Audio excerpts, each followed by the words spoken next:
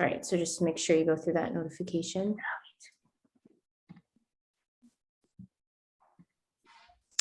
Tonight, I will be facilitating the statutorily required cannabis community outreach meeting. This is an application by Sweet and Sour LLC for a retail recreational store to be operated at the address of 565 Columbus Avenue in the South End. Please note that no decisions are being made tonight. This is just the statutory community meeting required by the city and state before moving on to the Cannabis Board and then the Zoning Board of Appeals. After that, the proposal will then need to go through a state process before it will be able to open for business. There'll be time for Q&A and comments at the end of the presentation. Please wait until the presentation is over before asking any questions. There will also be an open comment period, meaning that if you do not get called on tonight, or if you think of any questions after the presentation that have not been answered, please feel free to reach out to myself or the project team, and we will get you that information. And with that, I will turn it over to Gabe to start the presentation. My name is Gabriel Vieira. I'm here with Ellis. Also here with Christian Nicholson as well. How you doing? We're here to present Sweet and Sour Cannabis Dispensary at 565 Columbus Ave in the South End. Quick overview of what we're doing here and kind of feedback on what our company is about. So Sweet and Sour is a social equity owned dispensary, boutique cannabis dispensary at that. The founders of our companies are pioneers in the space, as we have a track record of success. Which speaks to Zipprun, our current delivery operator, soon to be launched in August. In addition to that, I just wanted to let the community know we have met with the community for about 6 previous times before this meeting. And as I hope we portray that we adhere to the highest standards of honesty, transparency, and respect towards the community of the South End. And then according to that, we're just ready to get this meeting started. So ownership group is myself, Ellis, and Christian, who you've previously met. I myself graduated from UMass Amherst, then proceeded to work at Ernst & Young before getting into the cannabis industry. Ellis. My name is Ellis. I was raised in Boston, Massachusetts. I attended Boston Lion School. I graduated from UMass Amherst with a finance degree. And before getting into cannabis, I was a financial analyst at State Street Corp. And like Gabe stated, I also worked with him on Zipprun, our cannabis delivery operator. Hi, my name is Christian Nicholson. I'm from Rhode Island. I went to Boston College and got a degree in information systems. My background is in technology, websites, and app development. So to push forward, Ellis will speak about the project history plus context. So the main reason why we're here is because we're a social equity company. So we strive to create opportunities for people of color and communities that have been impacted by the war on drugs and marijuana prohibition. The disparity of cannabis owners within the cannabis space across the country is only 2% of them are Black and African American owners. So this has to change. And we're also doing this because we are committed to donating to the Last Prisoner Project, which is people who have been in prison for cannabis prior to the cannabis laws being changed. And it's fairly important that we make sure that as the cannabis space continues to grow, we impact the lives of the people that were affected by marijuana prohibition and enforcement. Also, a very big reason why we're here today is because the Harriet Tubman House, which was a safe haven for Black and brown members of the South End community, was demolished. I actually am a frequent visitor of the South End. I have family and friends who live here, and this was a big stab in the heart for a lot of people who grew up in this community. So you want to recreate a safe haven where Black and brown residents of the South End can get opportunities and feel as if though that they have some sort of importance within this community, which is very important. And I also want to state the Sweet and Sour difference. When it comes to retail cannabis, our location is under conditional use. We are located on one of the most commercialized blocks in the South End. There's a lot of businesses such as Dunkin' Donuts, restaurants, and also coffee shops around us. So this is a very commercialized block that is used to foot traffic for people going in and out of businesses. And we also chose this location because for the past 2 years, we've been doing a lot of effective research when it comes to the South End community. And we made sure we chose the best building and the best place for us to house this business. So we've done a lot of research into this before we even submit our application and move forward. So as I stated earlier, we had the opportunity to speak with the community and we were able to receive community feedback thus far. So I'm quickly going to go down the line of community concerns that were brought up and our proposed modifications to those. So the first thing was the hours of operations. We modified our hours of operations from 10 a.m. to 9 p.m. to conform with the surrounding retail businesses and restaurants.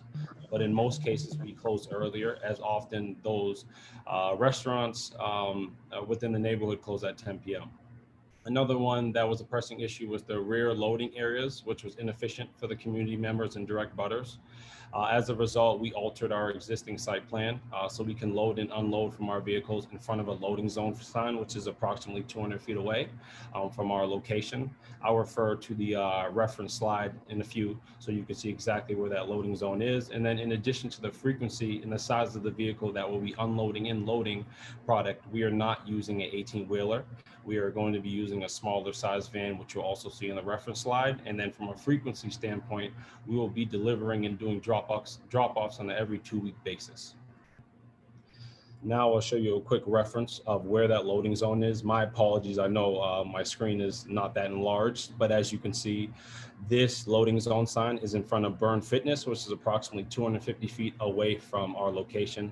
Here is the image blown up a bit more. You can see that there is space for 2 vehicles to park there during the day. And then in reference to the smaller vehicle we will be using to deliver these products, not an 18-wheeler, here's roughly the size of the smaller van we'll be using to unload and load product.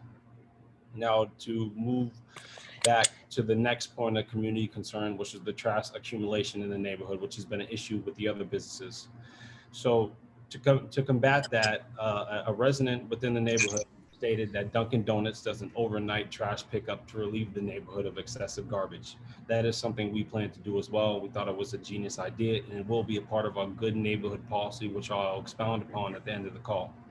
In addition to that, another key aspect that was brought up when it came to the trash accumulation was making sure our sweet and sour products are not found in the nearest Wellington Green and then parks to the nearest location. So what we're going to do is we're going to put sweet and sour product tags on those products to ensure that if they're found within those areas, we can easily notice them and then have our team clean it up as soon as we possibly can and make sure it's not a constant act.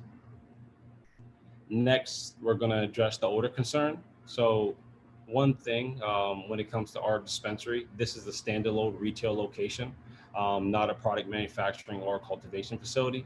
So the main difference between us and then a cultivation and product manufacturing facility is when they get transfers in a product, it is usually unsealed and they have to wrap it back up and then close it again, hence the reason for odor. Since we're just a retail business, when the product gets delivered to our site, they are already in odor sealed containers, which will deter the smell of cannabis within the neighborhood in our direct abutters, meaning the neighbors and then also the businesses nearest to us. Another issue that we found was the mitigation of traffic. So one thing that we're going to bring over from our zip run operation is our technology, our proprietary technology that allows for shorter wait times, ultimately reducing traffic congestion around our location. So essentially, what does that mean? We built a order ahead online platform that allows for consumers to pay for product online prior to attending our location in person, decreasing checkout time from 5 minutes to roughly 2 to 3 minutes. In addition to that, we will maintain a 3-member team on site, which will also monitor traffic flow. Those 3 team members consist of ID checkers, traffic agents, and also a cleanup crew. I will get more descriptive towards the end of this PowerPoint as well. And then in addition to that, we have also enacted a 2-strike policy rule that requires consumers, well, for instance, let's say a consumer tries to double park in front of our location. The first time we catch them, they will receive a warning. The second time we catch them, they will be banned from our establishment. And the same could be said for someone that is consuming product within the area. As we all know, cannabis is not it's not lawful to smoke or consume cannabis in public. If we catch someone doing the same, we will give them a warning the first time. And then secondly, we will ban them from our location. And then thirdly, also to mitigate traffic, we strongly encourage consumers to use public transportation. And then lastly, the double parking concern. I know I touched upon that with the 2-strike rule, but essentially when we originally had planned to go forth with this dispensary location, at least to propose it, we had thought of having two team members on site, one for ID checkers and one for traffic mitigation. After constant conversation with community members over the past 2 months, we decided that 3 team members was needed. Therefore, that third team member would now be the cleanup crew member, in addition to the ID checker and the traffic agent. And then lastly, our ultimate goal is to make sure we monitor Wellington Green and the parks closest to our location on an hourly basis. Moving forward, as I discussed, here's the reference page. I know we quickly went over that, but to show you once again, that loading zone area is right outside the Burn Fitness Studio. And then in addition, here's the map just so you can see that loading zone is roughly 200 feet away from us. And this is a way for us to address the parking concerns that were previously mentioned to us. Community commitments. So as a part of our community commitments, we're going to give an annual contribution of 5 figures towards the South End community and BIPOC and minority communities within the city of Boston to, one, obviously bring about the awareness of the lack or lack thereof of Black-owned businesses within the cannabis industry, or Black-owned businesses in affluent neighborhoods in the greater Boston region. 2, we're going to prioritize hiring in the South End community. 3, we're going to have mandatory community service days for all employees, including owners. 4, we're also going to keep a constant and engaged communication with South End members, and especially the president, Bob Barney, who we had a amazing opportunity to speak with him early on and continue the conversation, and then also providing new revenue for the host community. And I'm going to swiftly move into the security, loitering, and diversion. So when it comes to security, we touched upon those. The main 3 stages for that is really the ID checker, the traffic agent, and the cleanup crew, which will help make sure our location has safety at the top of mind for our employees, for our abutters, and then people all within the South End community. Also, which is required by the state, we're going to have a state-of-the-art security surveillance system that will be 24/7. In addition, that will have a backup generator attached to that, 4 hours with the backup time just in case the power goes out.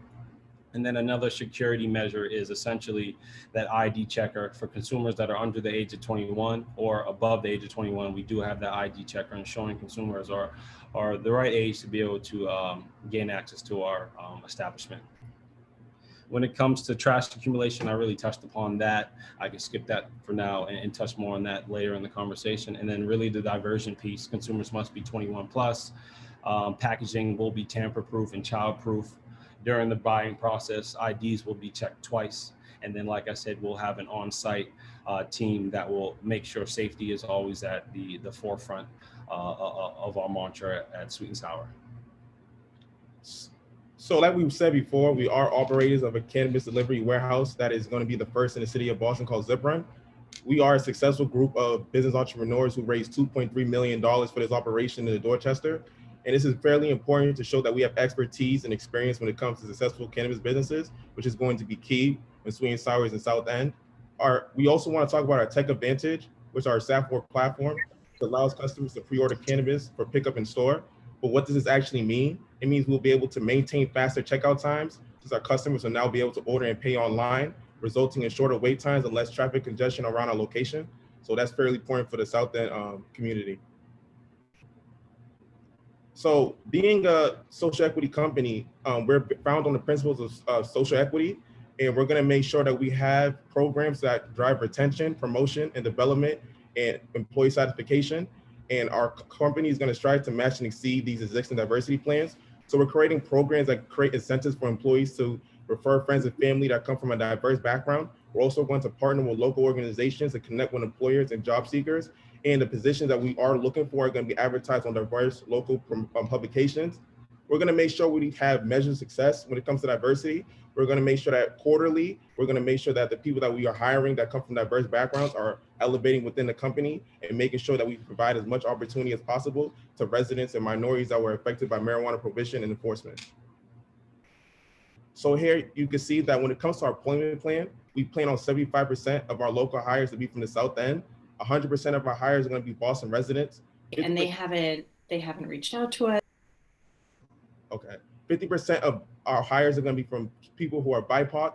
and 50% are going to be women hires. And the starting salary for our dispensary is going to be $18 an hour. And we're also going to provide our employees with monthly subscriptions with the MBTA and Blue Bike, other strategies to avoid congestion within the area. And we're also going to make sure that our employees get not delivery credits, I'm sorry. They also get credits when it comes to ride sharing apps such as Uber and Lyft, so they can have another incentive to not drive their car to our establishment, which won't be necessary. And we're also going to make sure that we provide them with credits for Zipper, which is our cannabis delivery company that we stated before. And we're also going to provide mentorship programs to support our employees with entrepreneurial aspirations. So like I said, when it comes to our plan to employ people in Sweet and Sour, we plan on 75% of our employees to be from the South End, which is key. And throughout the year, Sweet and Sour will host at least 2 job fairs to explore partnerships with local South End community organizations that help connect employers and job seekers. We're also going to plan for employment with individuals with criminal records when it relates to cannabis.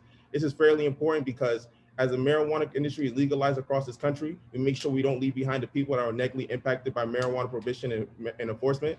And we also plan to hire people from minority backgrounds, which will be at least 50% of our workforce. And throughout the year, Sweet and Sour will host online information sessions in neighborhoods that are disproportionately affected by the war on drugs that focus on both open positions and cannabis careers in general. And we'll also facilitate peer-to-peer mentorship and company culture audits for employees who identify as minorities and women in order to provide an added method of support. So now I'm going to discuss the addressing parking for employees. I know that was another pain point that was addressed by the community, but as Ella stated, 70% of the team members will be recruited from the South End.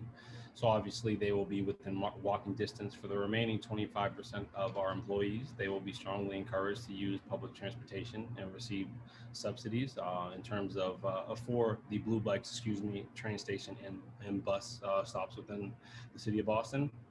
And then another point that wasn't addressed earlier in the concerns that were brought up, but how many staff members will we have inside our facility? We're looking at 6 employees. That's an expected number. And then suite, we have a good neighborhood policy, which we devise with the community to make sure we keep to the standards that we're even discussing now. And so there can always be constant communication between myself, Bob, and other members of the community. And so what does that really entail? It entails a monthly cleanup crew that will help preserve Wellington Green, streetscapes, and nearby parks. In addition to that, we're going to minimize the traffic issues with the 3 on-site members. In addition, we will also maintain the open lines of communication with Sweet and Sour owners with the South End Community Group. We discussed the 5-figure contribution. And then lastly, the biggest thing is the overnight trash pickup and making sure we relieve the neighborhood of the excessive garbage. And then last but not least, as of yesterday, an MOU has been sent to Bob Barney, the president of the Claremont Neighborhood Association, to make sure that we adhere to the concerns of the community and honestly keep an open dialogue. So that is our presentation for the night. Our goal is to keep it short and sweet so that we can also adhere to the many community members that have decided to join us tonight. Thank you, everyone. Thank you, guys. Thank you. All right, thank you, Gabe. We'll now begin the question and answer and comment period. I'm just going to go over really quickly how to raise your hand. To do that, please go to the bottom of the screen to the reaction button and click on the hand. If you're calling in by telephone and have a question, please press *9. I will call on you and by the order in which you raise your hand. If you've spoken once and then have a question after you've spoken already, I will call on you after everyone that has not had a chance to speak yet gets to ask a question. I'll also be monitoring the chat for questions, but if possible, I just ask that you please raise your hand to ask a question due to the volume of people on the call. Just makes it easier to keep track. But I ask that you please state your name and address before asking a question or giving a comment. You can also send your questions or comments to me at kimberly.crucioli@boston.gov. I'll put that in the chat. And then also, I'm just asking that questions and comments be limited to 2 minutes, so everyone has a chance to speak. I'll be timing that. I'll be giving a 30-minute warning. And then after that, I'll need to mute you just to make sure everyone has a chance to ask. So with that, let me go over to who has their hand raised. Okay. First, I have Bob Barney. Bob, you should be able to unmute. Yeah, I think I'm unmuted. Can you hear me, Kim? Yep. Great. Hey, Gabe, thanks for presenting tonight. I just have a couple of points and maybe questions. So one of the main concerns that I personally, oh, sorry, Kim, 463 Mass Ave in the South End. One of the big points for me is the multi-use building. So this building where you're proposing the store is in a 3-building condo association. It's got 9 residential units and 5 commercial units. And it's the same thing with 552 Columbus, which was an applicant, I think about 3 years ago. And so one of our major concerns is wasn't alignment between the owners of the building and the application. So I think that kind of went away, partially because of that. So one of the concerns I have is that there's full alignment within the 3 condo buildings. So I guess my ask is before this moves forward, that, you know, there's some sort of discussion alignment with the condo association. I don't know if you can answer it today, Gabe, but I just want to put that out there for everybody to hear too. The second thing I've got is logistics. So just so people understand, the alley behind this building is private. So you really can't use it for delivery purposes. And I know the proposed plan has delivery on Columbus Avenue, sort of where the cobblestones are, which you pointed out in your picture.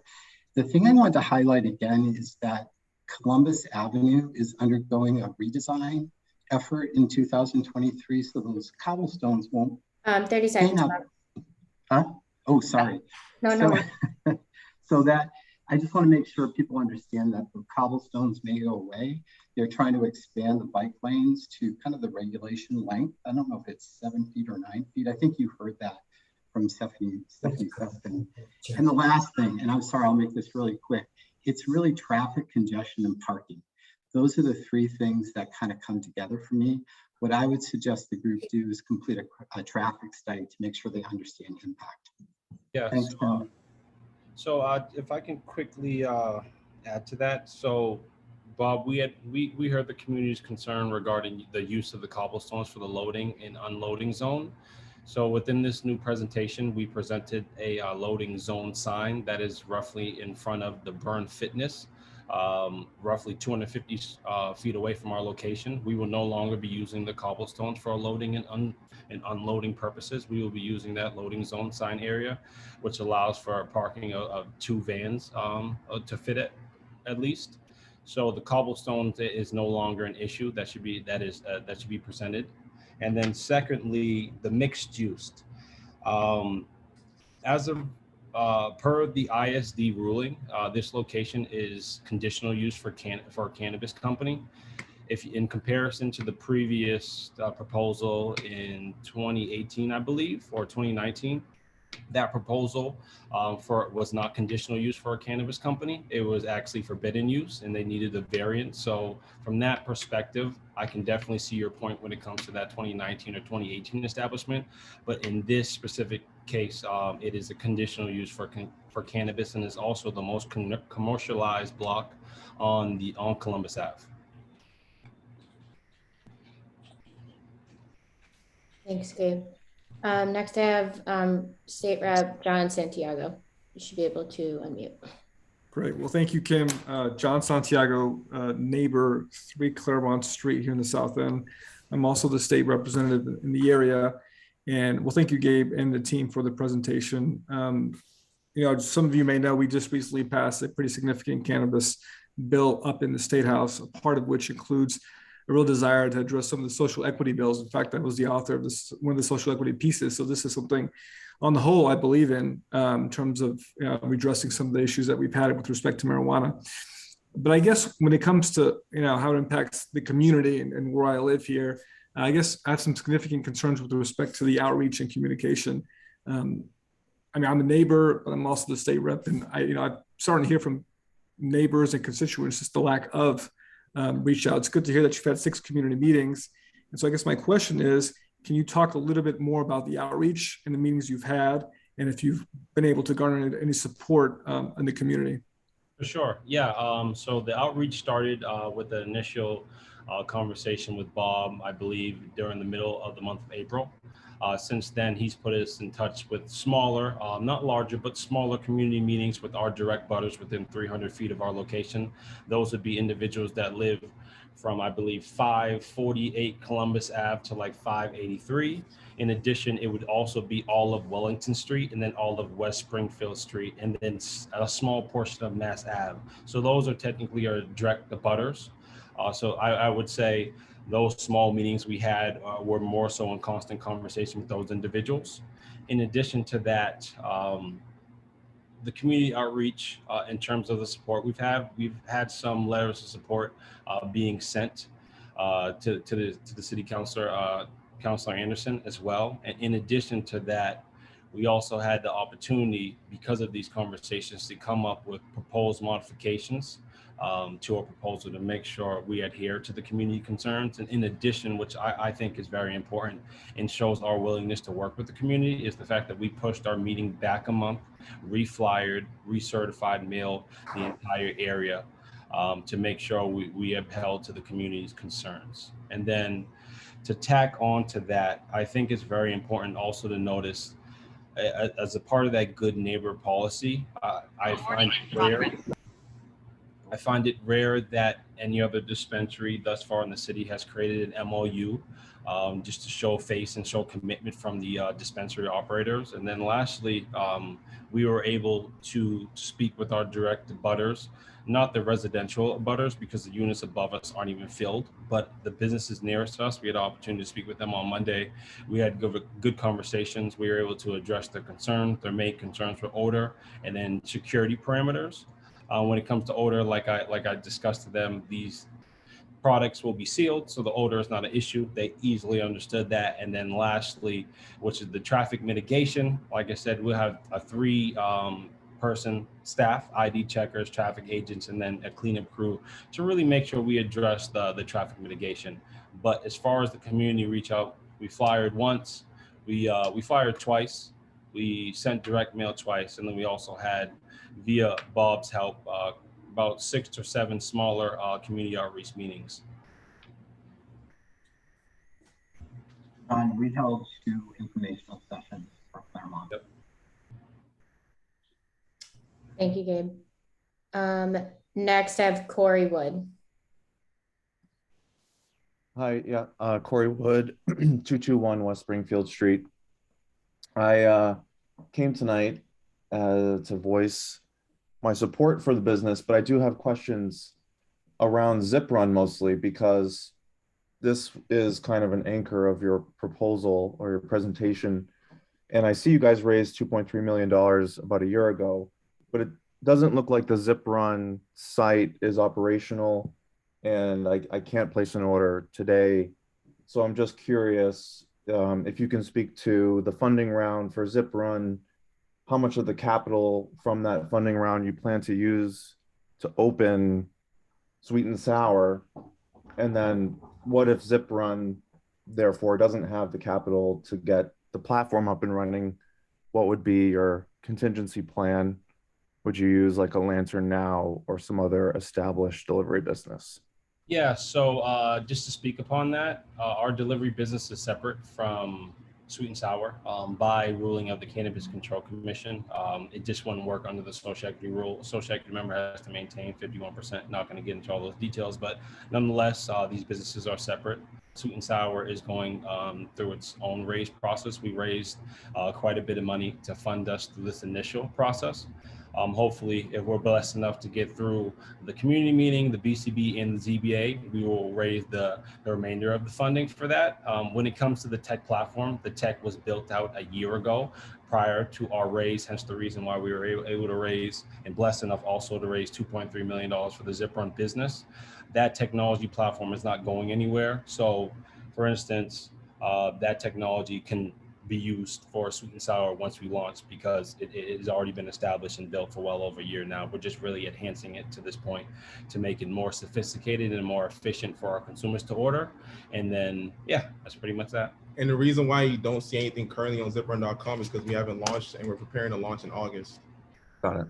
And I had just a point to make about the two-strike policy, which, people will double park. You've got the Dunkin' Donuts there, you've got the laundry business there. I think in part, that's kind of what you sign up for if you buy on a main artery like that. You're just going to have double parking on that street. But why not just have the security guard not allow someone to enter the business if they leave their car on Columbus Avenue and just send them back to their car and say, That's exactly what's going to happen. But there are some unruly people that don't really listen to that. So for people to actually listen and for change to happen, we felt it was best to enact the two-strike policy rule. So for example, if a person double parks and we obviously know that that's their car and they're trying to enter our building, they're not allowed to enter our building. That would be their first warning. They'll have to go back to the car and move.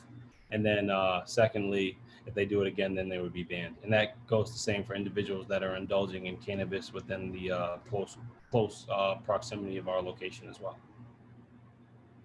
thanks, guys. Thank you. Next, I have Ben Whitney.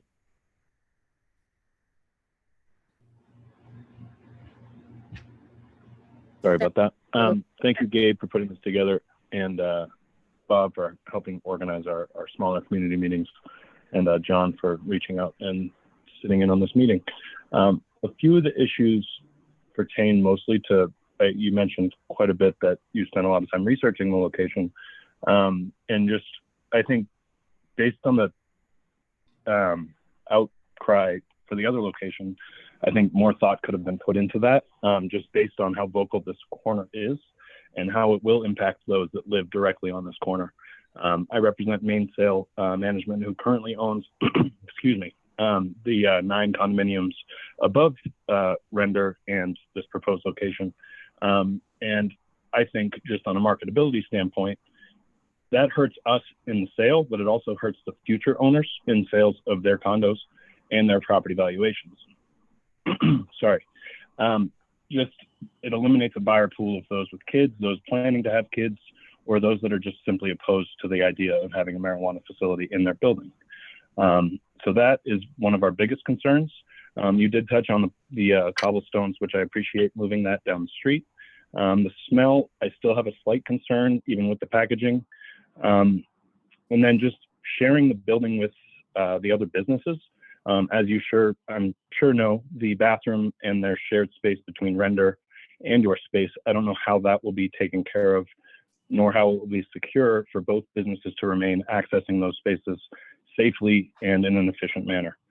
The zip run, I'm trying to cram a bunch in here. The zip run idea, I mean, in the initial meetings, it sounded as if this was an operational business and you're naming facts and statistics as if it's been operational, and all of those stats and statistics are coming from your experience in the business and having a successful business running for a couple of years or a year even. It's news to me that it wasn't operational as of a few weeks ago. And then looking into it, most of the data has just been presented by finding it on Google 30 or seconds. Leafly and other. Okay, thank you. And I just think it could have been presented a little differently in the initial meetings and say in the research we've done, which didn't seem to include a traffic study, which I found very surprising. I just feel that a little bit more could have been done to explain that you are new to both spaces. And I think that's all I have. I don't want to take up too much time. Actually, to talk a little bit about the technology, ZipRun was active for about 8 months until the CCC ruled that we were only allowed to deliver products. We actually had partnerships and were operational with over 12 dispensaries in the state of Massachusetts. So it's fully scalable, fully operational. We're allowed to use it for our own endeavors. So we shouldn't have any issue there. We also get a lot of stats from wholesale partners here. We've been under construction with our delivery business for about a year. And the only reason why we haven't launched is not because of the technology, it's just because of licensing. So, yep. And then to speak about the other stats that was referenced, Lantern was a big piece of that. They're currently a delivery service within the greater Boston area, and a top 5 neighborhood for them is the South End location. And based on the concerns that we've heard from the community. They're sick of the double parked cars in the neighborhood, more than likely from delivery of cannabis. So we felt we put together a boutique dispensary in there that is within a walkable distance for South End members. We can obviously decrease the amount of deliveries that are in the South End and obviously adhere to the parking issues of the consumers. But that's really just that's a quarter of the presentation. But Ben, thank you for that.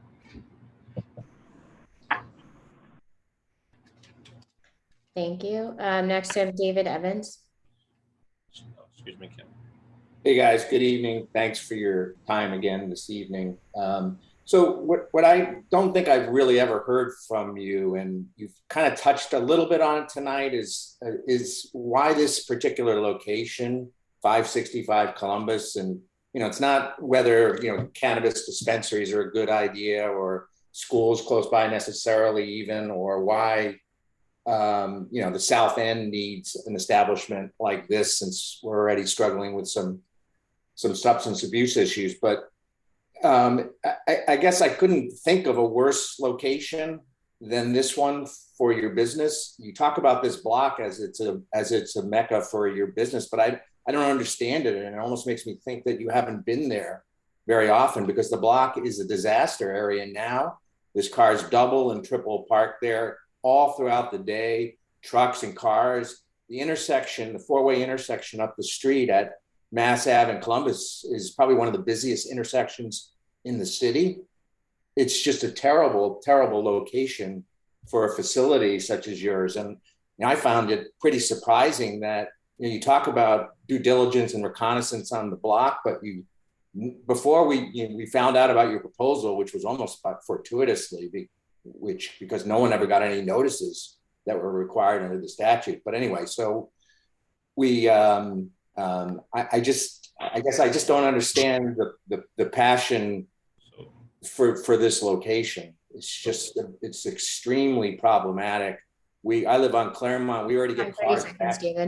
Yeah, we get cars backed up, double parked on our street. I know the people on Wellington have difficulty. And then when you marched in here, you never even spoke to the owners of the building that you were going to occupy, nor to the adjacent businesses.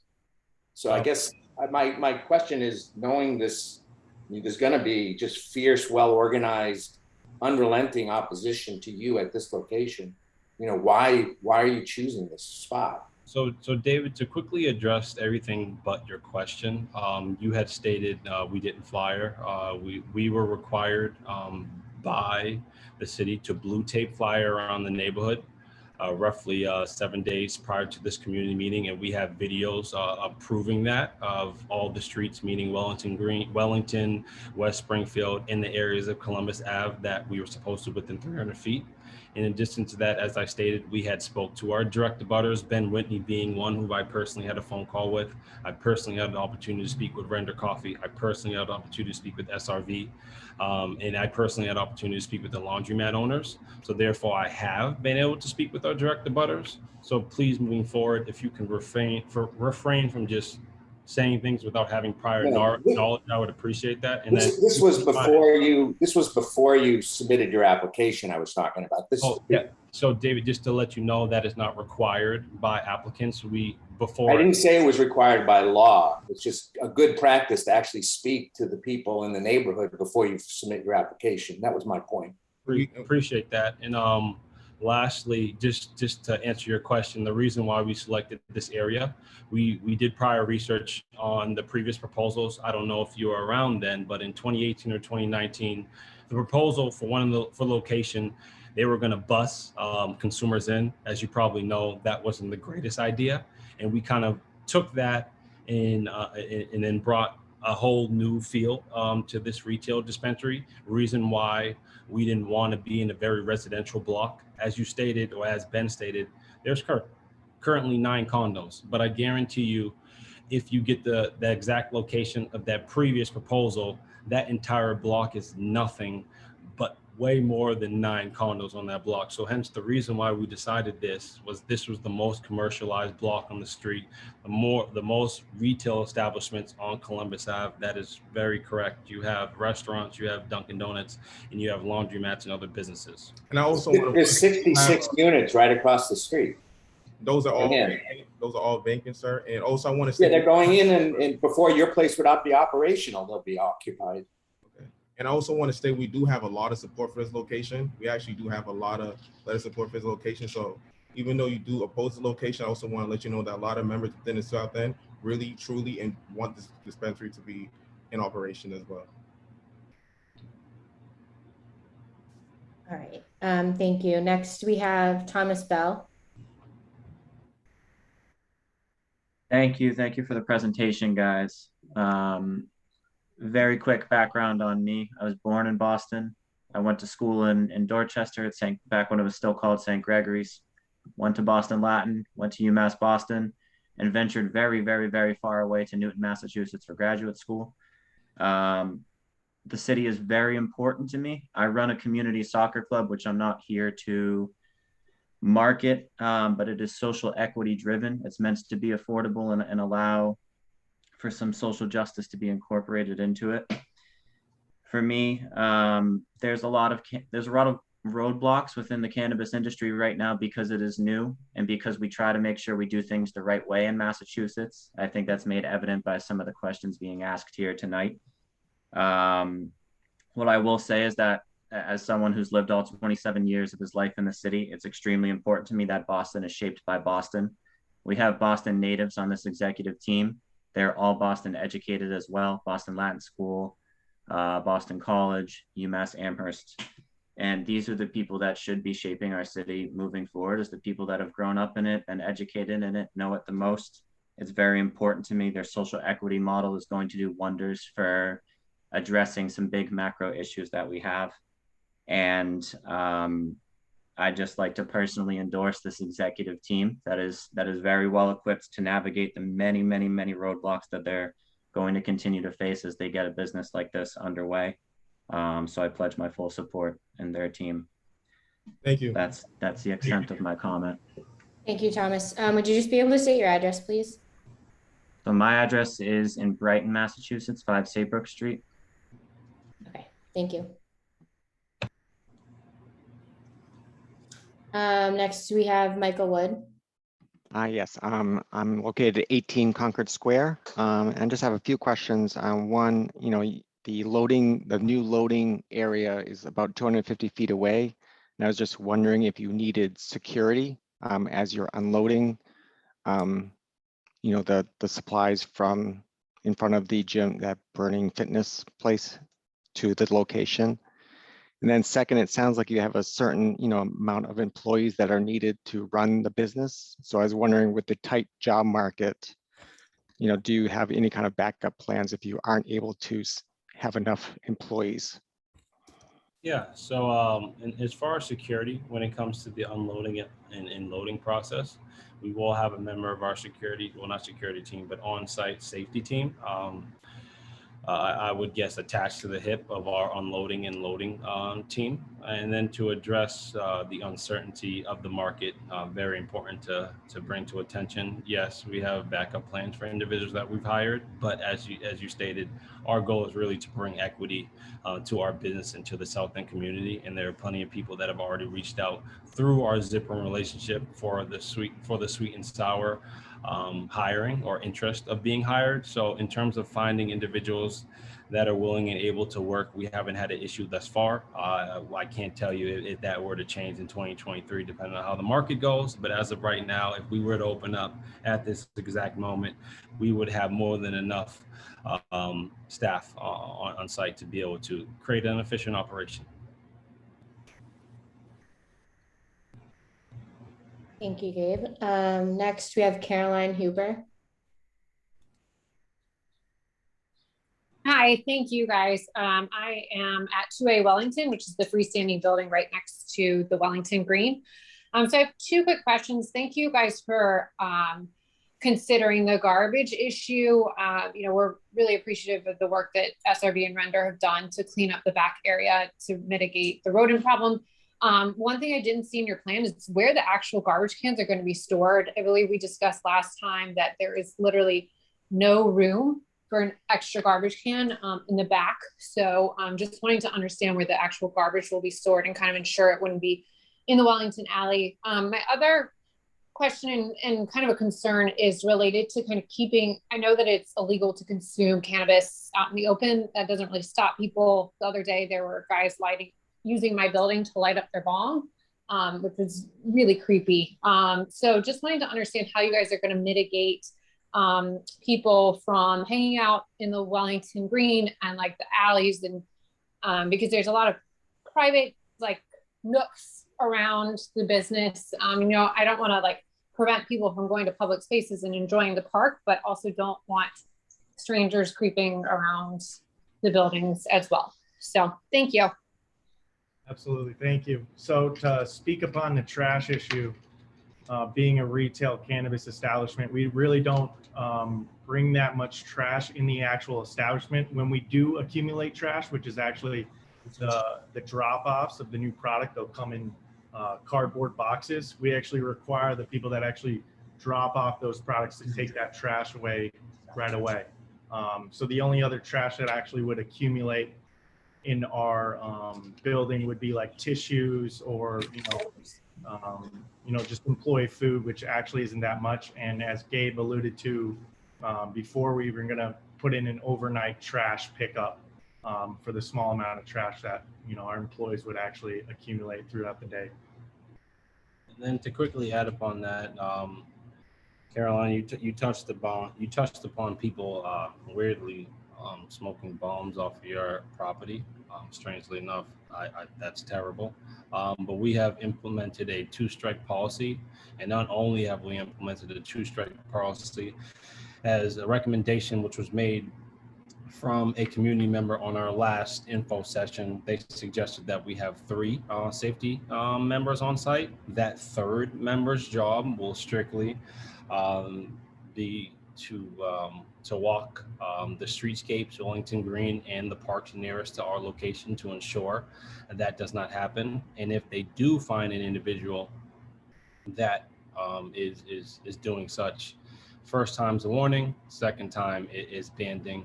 Of course, there will be individuals that obviously are not consumers of our own product. As you just said, there are 2 individuals in the neighborhood. We can also help out with that, and that can also be put into our good neighbor policy, which we sent over in an MOU form to Bob. But like you said, we're here to adhere to the community concerns. If there are other things that would like to be added to the MOU, we can definitely discuss those.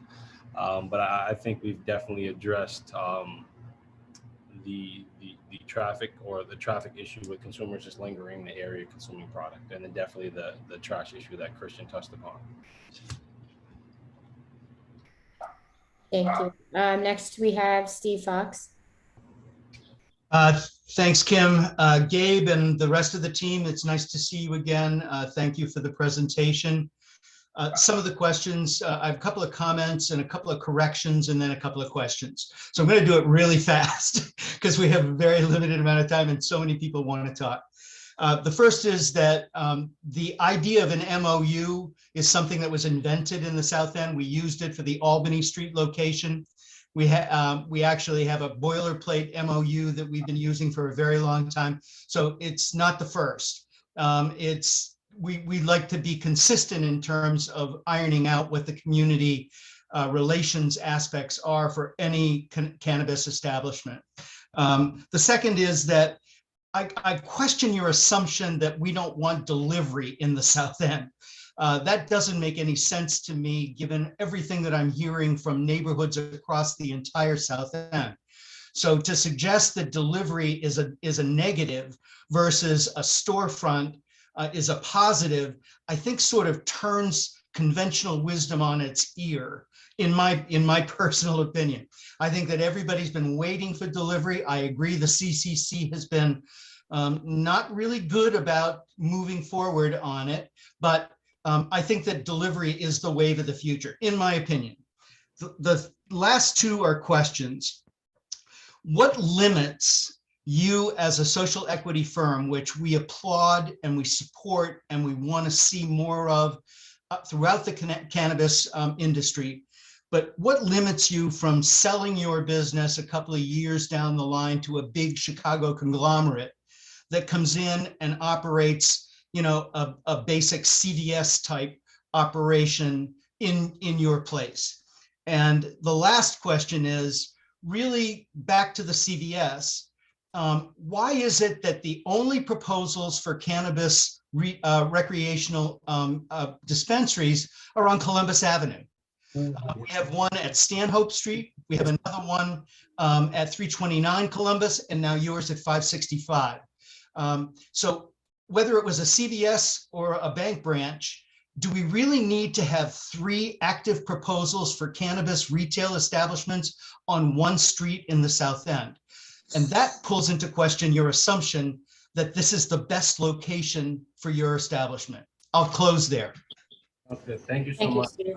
Also, just for the record, can you just state your address, please? Oh, yes, I'm just up the street at 59 Rutland Square. Thanks. Yeah. Thank you, Stephen. Appreciate your comments and questions. In terms of the limitation of us being able to sell our storefront, there, honestly, Frank, there really aren't many, but there are for our delivery company, fortunately. To discuss, I believe your 4th point was around the location choice. Is that correct? Yeah.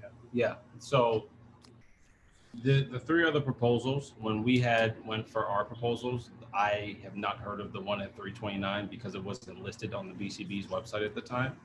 I shortly found out shortly thereafter. The one on Stanhope Street is kind of in like a no man's zone, but technically in the South End, and has been I think they currently have their HCA, but they've been at the standstill with the ZBA for quite some time, so we don't know where that's going. And like you said, there are proposals, so I don't know if all of them are going to get through, but I do know when we chose our location because we were on the most commercialized block on our side of the street on Columbus Ave, and that's just our truth, and I can't speak anything beyond that.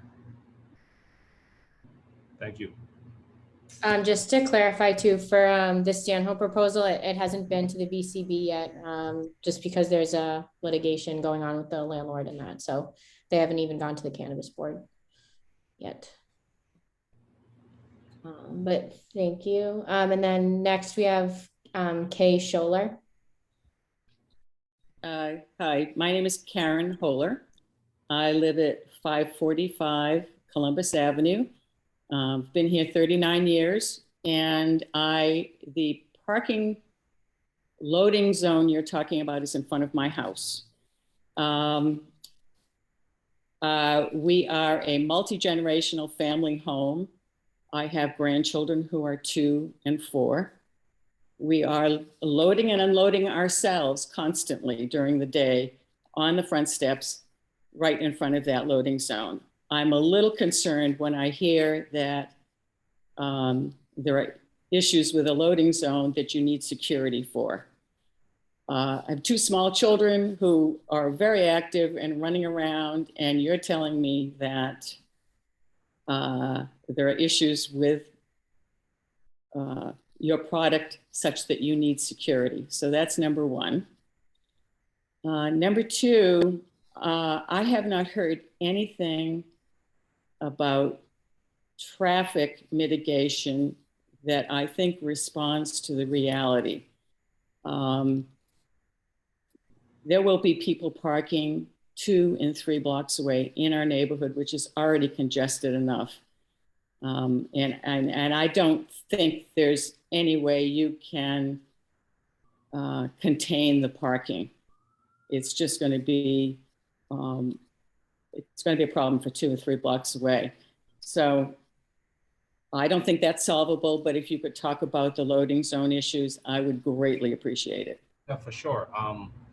As requirement of the CCC, a member of our team has to technically, quote unquote, meet our transfer drop-off partners. So it's not technically really a security guard. It's just a person that checks them in to make sure they arrived and they make sure that they get to our location. That is not armed security. It's not anything of that nature. It's just an individual that has to check those team members in. And because we already have 3 quote unquote security or safety members on site, that would be the individual that would be in charge of ensuring that the transfer is successful. It's not like money being transferred from our location to the van. It's not that serious. It's really just, as I explained, a transaction between one group to another. And then to address your traffic concerns, totally hear you, totally understand people parking 2 or 3 blocks down the street, but that's why we decided to put a third cleanup crew / traffic agent on site to help with that. I wouldn't just say our member is just going to sit right in front of our location all day and think he's going to stop others from parking down the street, because people are smart. They're going to learn that no one's going 3 to 4 blocks down the road to stop them. Our team members will be ensuring. I can't tell you we're going to stop people all the way 5, 6, 7 blocks down the street, but we can definitely assure we're stopping individuals that are double parking within our butter community, which is the Wellington Green area, West Springfield, our area, Columbus Ave, all the way down to potentially 540-ish, if I stand corrected. And then in addition to that, yeah, that is essentially all. So one thing I will add that's I think is unique about this specific opportunity with this group of people is, one, this location is very, very close to public transportation. There's blue bikes right there. There's a T station about 100 yards away. Not meaning that people are still going to drive to our location, but on top of that, this group right here that you see has built a technology platform that can withstand and balance, people either coming to the retail store or pushing people to deliver. So there's actually not any other group that's going to propose something in the South End is actually going to come with a track record, as well as, just the points that we're hitting on to be able to, balance that traffic issue. So. I'm not hearing enough about the loading unloading. So if you could tell me the plan for it, how much it would be used, and if Bob Barney and Kim could speak to any issues in a wider area across the city, perhaps, that have been with if there are any issues with loading and unloading. Yep. So frequency, 2 weeks, every 2 weeks. So these aren't constant drop-offs. Like I think Bob mentioned, that Dunkin' Donuts is doing drop-offs at like 6:30 in the morning, which can be a traffic concern. And then we were just out in the South End area the other day, and we saw a couple businesses doing drop-offs multiple times. But yeah, frequency is 2 times. Once every 2 weeks. In terms of how that process works, so when that transporter comes to drop off product, they'll let our team members know. One of our staff members will meet them at their location. They will let them know that the drop off site is to walk up to our location at 565 Columbus Ave. They will check the IDs of all those individuals that are dropping off the product. They will then proceed to the back of our location to where our secure storage compartment is. They will individually check all packages and IDs that come through to make sure to maintain the accuracy of all the products that will be delivered. Once that is done, we will sign them out and they will be essentially on their merry way. And then in terms of previous issues that could have come up, I have not heard any. I'm not just saying that to say it. There have not been any issues with cannabis, and hence that's the reason why those transporter companies have 2 drivers in the vehicles and make sure you maintain, the safety at all times of consumers and the individuals you're dropping off the product to. The businesses that you're dropping off product to. And what do you do when that space is full? Because it is full all day long with commercial vehicles for all the building that's going on around here. So I almost never see that empty. What do you do when you've got a delivery and that space is full? Yeah, I appreciate that. Excuse me? I appreciate that comment. Don't mean to be rude or to abut your comment, but we were just there on Monday from, I would say, not even Monday. We were there Monday and Tuesday from, I believe it was like 11:15-ish to probably 3. That space was probably open 65% of the times, if I had to take a rough guesstimate. I'm not to say you're right and I'm wrong, but if that spot is not open, the easiest thing to do is reschedule, which has happened plenty of times with other retail businesses in the area. Remember, we're doing this on a 2-week basis. So it's not necessary that we do that, or we can pay one to have that transporter park in another location. And then when that location frees up, we can then allow them to transfer the product. It's not a rush where they have to do the delivery ASAP. It's just making sure that it is the most efficient and the most secure when they actually do the delivery, so we do not have to park on the cobblestones, which is a main issue that we made sure to address. Monday was a holiday, you know, too. Of course, yeah, 100%. Yeah, that's why I said, yeah, that's why you're there Monday and Tuesday, 100%. Definitely agree with that. But David, I'm sorry, you asked a question to myself and Kim, I didn't quite get it. No, I just asked if in the work you do, if either of you had heard of any issues with loading zones or unloading cannabis product. I mean, no, I haven't. Maybe Steve has, but I have not.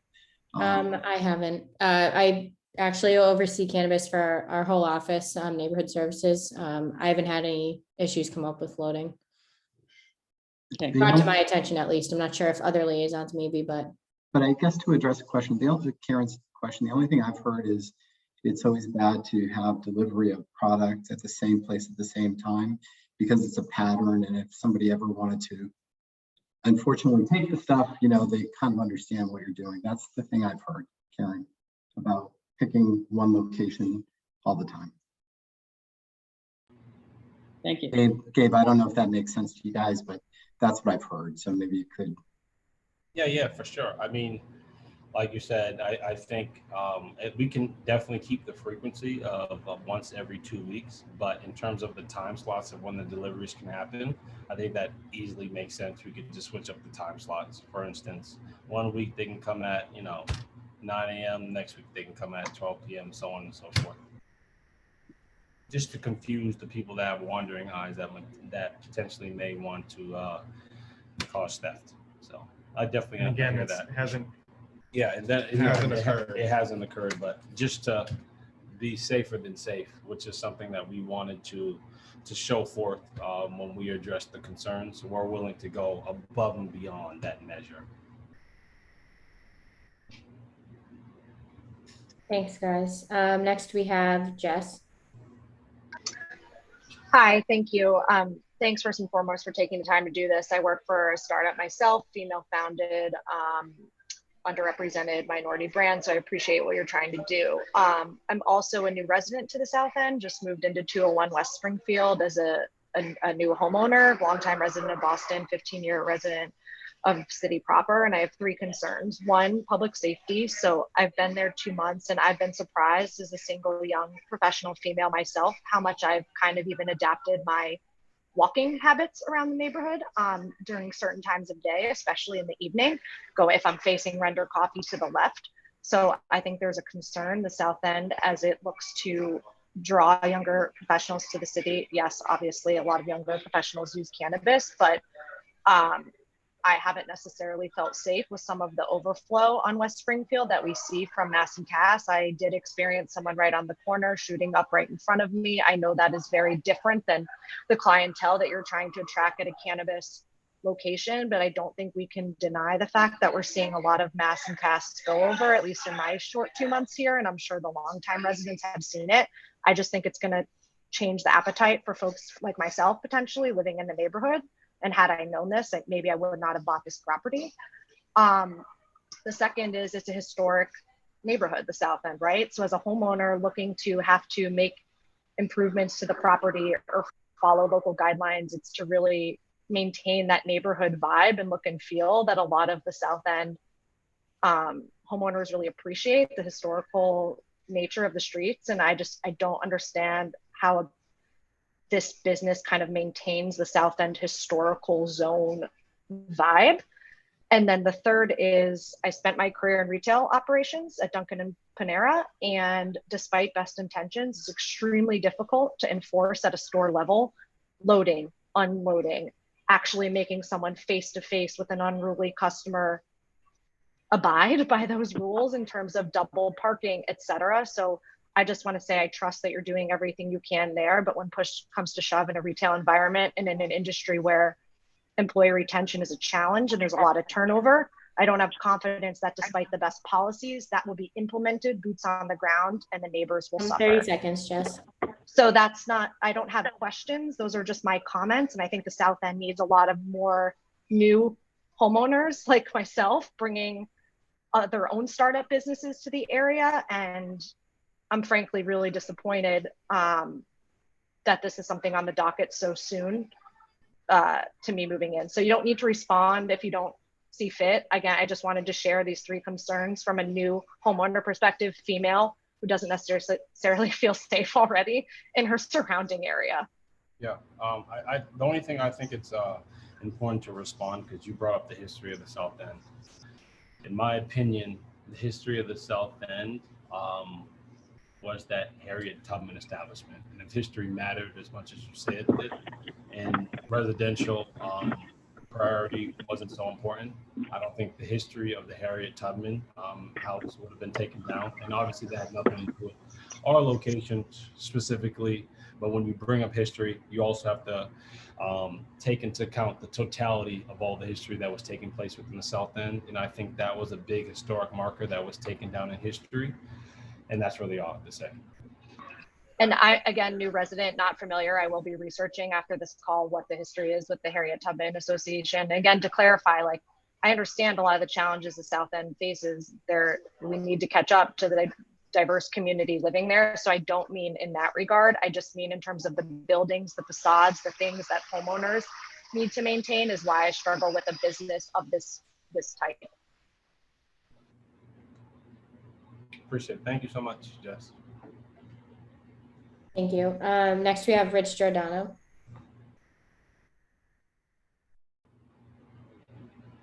Rich, you can unmute. Yeah, and then I got it. Well, I think Tad was ahead of me. He had his hand up earlier. I don't know if he didn't want to speak or.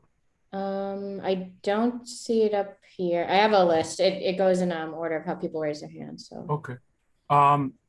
Right. So Rich Giordano, I work at Fenway CDC.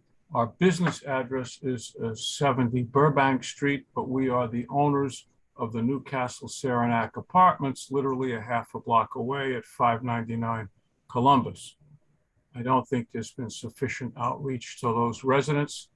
We've done our best to have our management company talk to the residents and flyer them and let them know, but I'm pretty sure there was no outreach to our buildings, which are just past the pizza shop on the outbound side, going towards Northeastern, and we're before the tennis courts.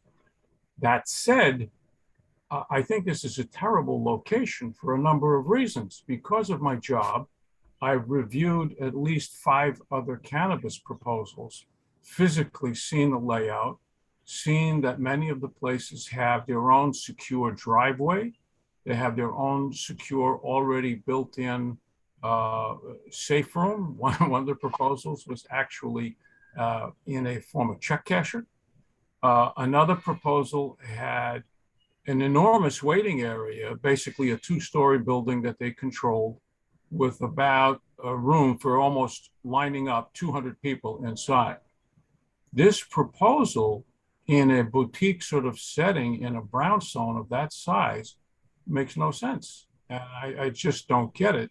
In previous slideshows that you put together, you showed the layout of the room and the waiting area for the resident, the proponent's customer buying is minuscule. So, you know, you in previous proposals or presentations said you'd expect 200 to 250 people a day. That kind of, turnover in a space that, is just undersized for this operation makes no sense. Secondly, the staircase going up to your facility is the same staircase the residents above will have to use. And you're going to have people lining up and down that staircase. So maybe you want to put up a drawing and show people and explain why it's sufficiently large to run this operation and why it's a safe idea to have the delivery of the product. I don't know if they're going to be wheeling it in a cart down the street for a block and a half, but it just, no secure driveway, no secure waiting area, common space with the residents upstairs. It just seems like it's the wrong location. No knock on you guys and your business idea and your social justice point of view. That's commendable. It just doesn't seem to be a workable location. Thank you, Rich. I think the biggest thing to speak about here is the outreach. And I definitely understand the concerns of the community. But I think one thing that has to be understood is you have to also, everyone speaking on this call, has to understand our perspective as well. We did push back our community meeting to adhere. So that means we did double the amount of work when it came to flyering, and we were required to use blue tape to stick on the doors of individuals or individuals' homes that are within 300 feet of our location. There is video proof of it, and that has been done for a reason. Also certified mail, but most important was the flyering that one day. In addition to the location, obviously that's a state of opinion. I definitely appreciate yours, Rich. In addition to the unloading and loading zone, I believe we were able to go over that and the reasons why we chose that location. If we were to choose the cobblestones, which is what we did before, we had immense opposition towards that. So we went by the rule book and actually are going to use a loading zone sign for what it's actually worth. Can you put up a drawing, please, that the facility, the one that you had, showing the layout of the room, and show people the size of the waiting area, and what are you going to do when you have people clogging up the hallway and the stairs? Yeah, unfortunately, as of right now, that drawing wasn't attached to this PowerPoint. Not for any reason. It just wasn't. But that's some of the things that have to be looked at, is the appropriateness of the actual physical space.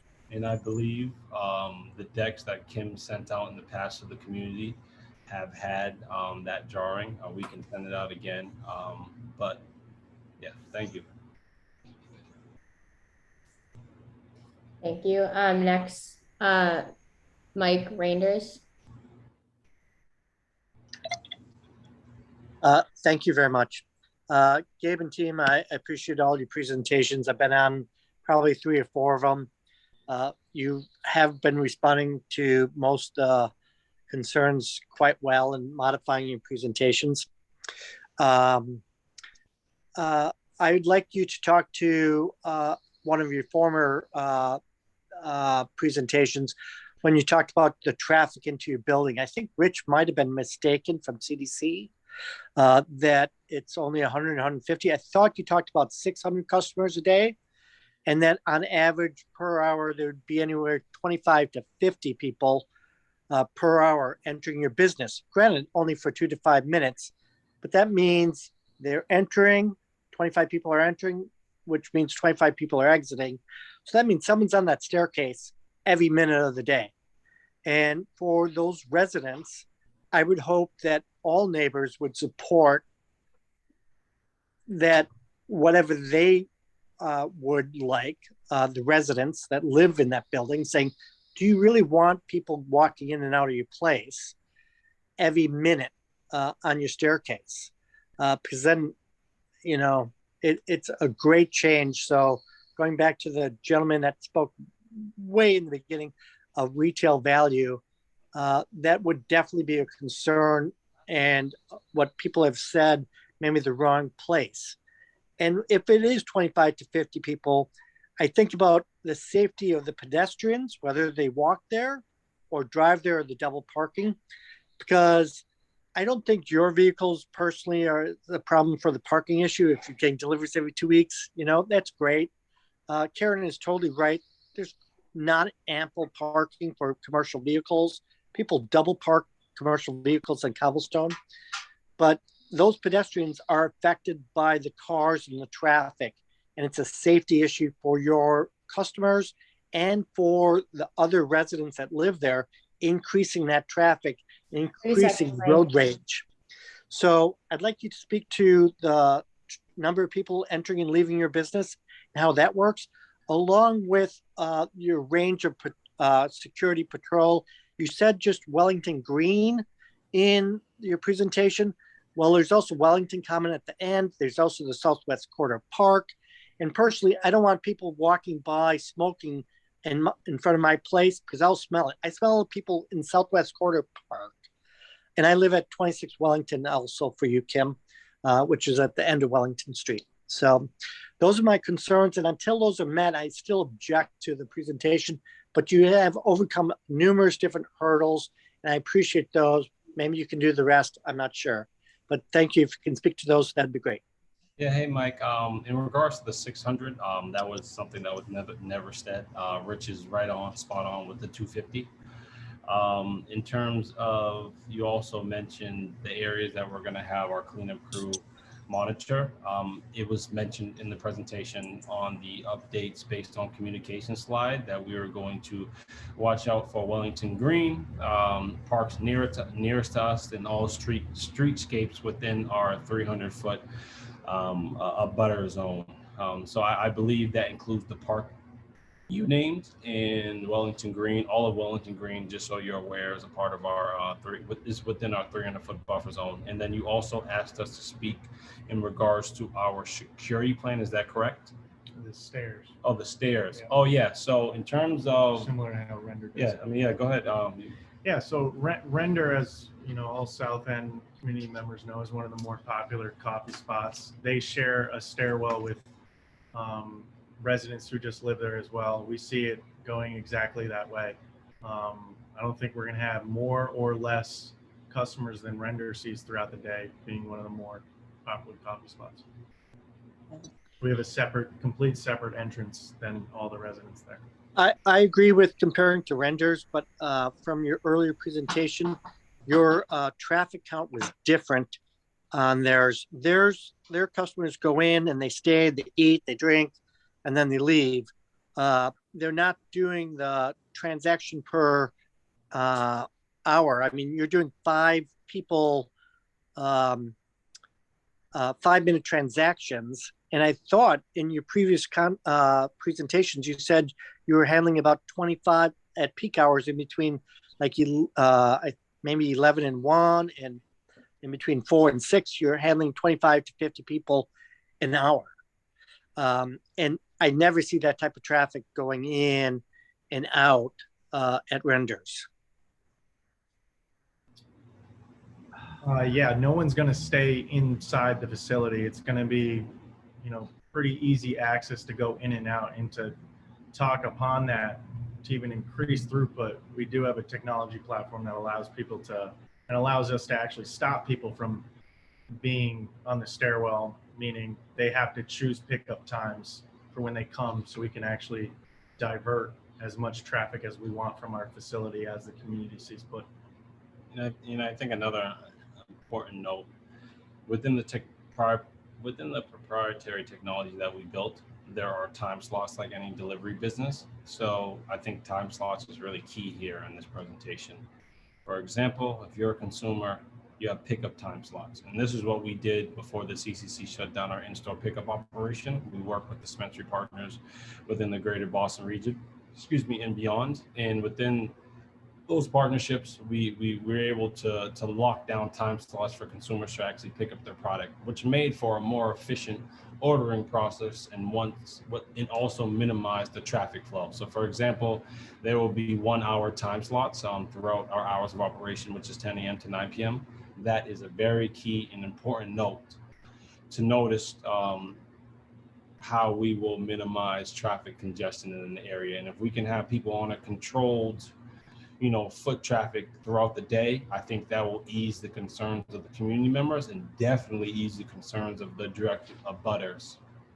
And I also want to state that the architecture of this business, when it came to the building, was built for commercial use. So the stairway was built for inflow and outflow. So we won't see any congestion in those areas because like previously stated, Render Coffee deals with an inflow and outflow as well. And it's been very successful, and we're going to copy this blueprint. I appreciate it, but I still think, I mean, if you're doing 25 customers an hour, that's 25 customers going in, 25 customers coming out. So that's 50 people on that staircase in an hour. That's a lot. So 25 an hour is 25 an hour. It's not 25 people going in, 25 people. I think simultaneously, yeah. Well, well, you're doing, as your presentation stated, you're doing 4 to 5 minute transactions. So the person that walks in 5 minutes before is walking out 5 minutes later. Still 25 people an hour, though. I agree. I'm just talking about the staircase usage. And so, like a resident, I enter in my building in the morning and I leave in the evening, or vice versa. It's 1 in, 1 out. I'm there for 10 hours. So I'm not adding to it, but I understand. I just think it's a concern, but I appreciate it. Thank you for your feedback. Thank you. Thank you. Next we have Pam Carroll. Hi, good evening. Pam Carroll at 6 Claremont Park. Thanks a lot. This was really interesting, and you know, I could see improvements from the one that was presented across the street a few years ago. You know, the one thing I think we need to be fair about is that this is a different type of business than Render or Dunkin' Donuts. Right. This is one that really changes the lives of the people that live in the neighborhood and residents that live above. You know, their condo values have changed. Families won't move in. You know, I know several people here with families have been worried about it. So fundamentally, it's a different type of business. The group across the street that tried to go in tried to comfort us by saying that there was, you know, always going to be a security guard, including, I think it was required, an armed security guard standing outside. So again, not something Render has to consider in their business plan. So that's one thing. It really is different. The parking, hopefully we get this surveyed. This is a terrible intersection to have it. A lot of the double parking will actually, you know, if you shoo the people away that are double parking, they're going to come park on Wellington and Claremont and a couple blocks away, and you won't have enough boots on the ground to deter them from parking in our residential spots, because they probably won't get ticketed if they're in and out in 15 minutes, but they'll prevent us from our few and scarce residential spots. And the third point is, and so the parking, I think, you know, is a problem that'll fundamentally change our neighborhood as well. And, you know, in this part and the last one has to do with being at the end of Methadone Mile. We have, you know, this close to Mass Ave, and we have, you know, Wellington Green, as well as over in the southwest corner, particularly across the street from the T, where they have that covered part that's become sort of, you know, Melina Cass 2.0 to a smaller extent. But, you know, I think there was a survey, I think it was a Boston Globe that put out where 911, 311 needle calls were going. And if you look at that, there was, I mean, our part of the Southwest corridor and even Wellington Green had, you know, as much as most of the, well, it was there was a real central problem in our area. So those three things. It's not, I don't think there should be, I don't think these types of business should be in residential buildings. The parking, and then of course this neighborhood and the problems we've been dealing with for years. And I think this will just add to it. Thank you, Pam. Thank you, Pam. Next we have Daniel Pereira.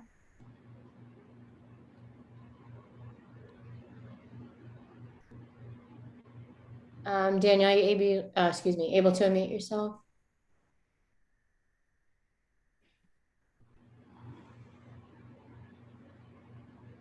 Oh, I see in the chat you mentioned you were by phone. Daniel, if you press *9, I know that would raise your hand, but I'm not sure if you can unmute that way.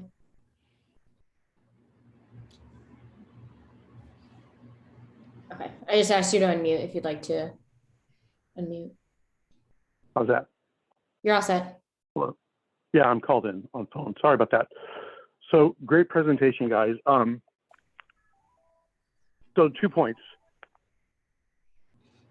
you have to realize on these public meetings, like these are business development and strategic partnership meetings for you guys too. And you've probably been warned of the notion of nimbling, not in my backyard. This call started like at a 2, and there's lots of people on this call from professional training and personal profile who are rooting for you. But where it went up to a 6 in terms of pushback is David Evans presented a very experienced assessment of the shit show that is the parking around the properties. We're at 2 Claremont Park, by the way. I mean, if you've ever just tried to drop off your cleaners, I mean, it can take, like, it can ruin the day, and then 10 laps if you don't have a, I mean, it's a variable. And as far as not in my backyard pushback, David was like a very diplomatic, well-presented constructive criticism. So you all information is good for you guys right now. You got to stay open. And here's how his point segues to my second point. If you have kind of a bougie demographic who's picking up their product before going to the suburbs, that's one thing. If it's the backpack kids coming off the Mass Ave train, that's another.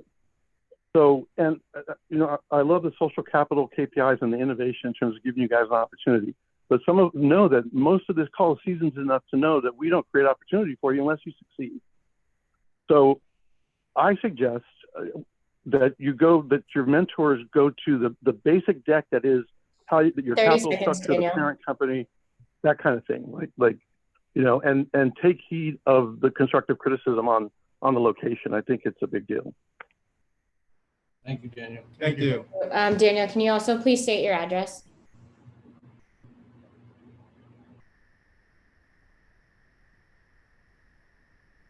He said 2 Claremont Park. Okay, perfect. Thanks.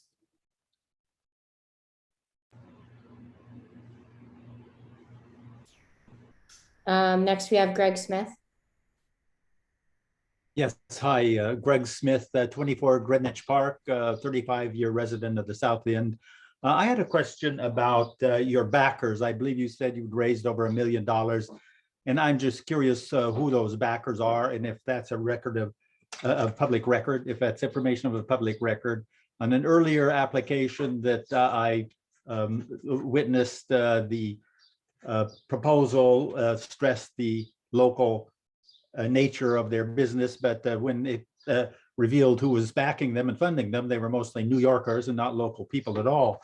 So this goes to a concern that Steve Fox raised earlier about this maybe starting out or looking like a local help program for people who've been victims of the cannabis laws in the past, but that within a few years it flips over and becomes like a CVS or some kind of large-scale national chain that we have much less control over, and it's much less responsive to local people. So I wondered if the list of your backers and who you're raising money from is a matter of public record.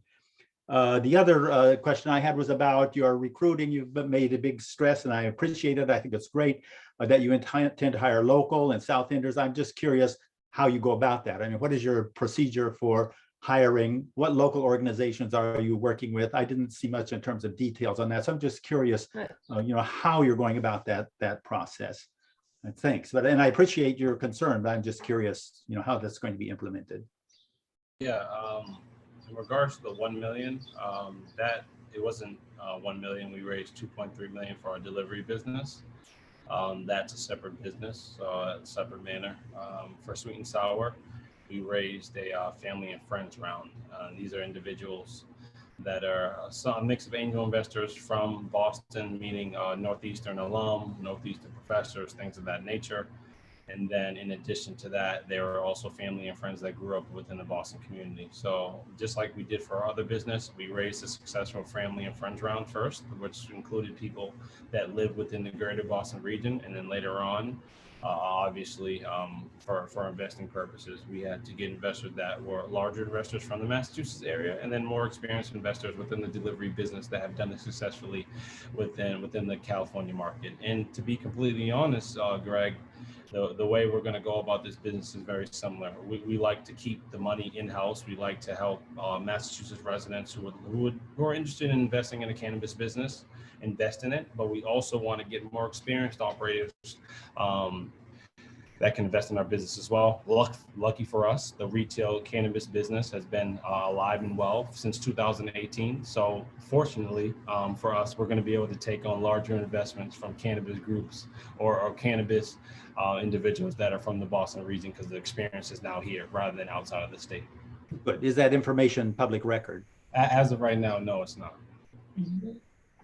And then the second point you mentioned, excuse me, sorry, it was in regards to hiring and how you're recruiting local employees. I mean, who are you working with to find local employees? And well, we worked with organizations in the past, such as Boston Weightlifting, which is a employment group which helps people who come from inner city youth to get opportunities like these that are not more so offered to them.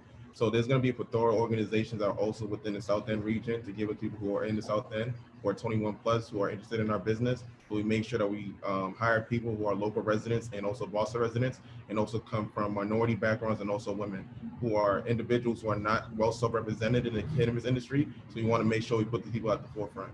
To talk about how do you do that? How do you go about that? I mean, that sounds great, and I approve it, but I'm just wondering how you go about that. Yeah. So who are you working with in particular?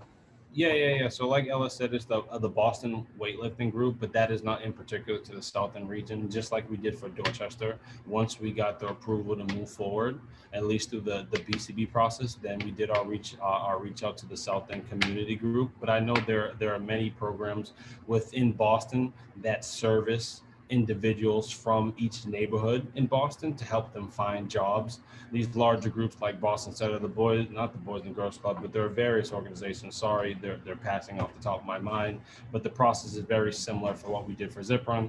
We contacted organizations. So this is more intention than something that you've actually put into place so far. Correct, and just so you're aware, the BCB actually requires more than I wouldn't say it's more than 50%, but it's definitely you have to uphold a certain amount of minority staff within your location, and we're certainly going to uphold that. And then secondly, just to go through the process, I don't know if you want to know how we go through the actual hiring process, but that's just any typical hiring process. We meet with those organizations that have potential talent.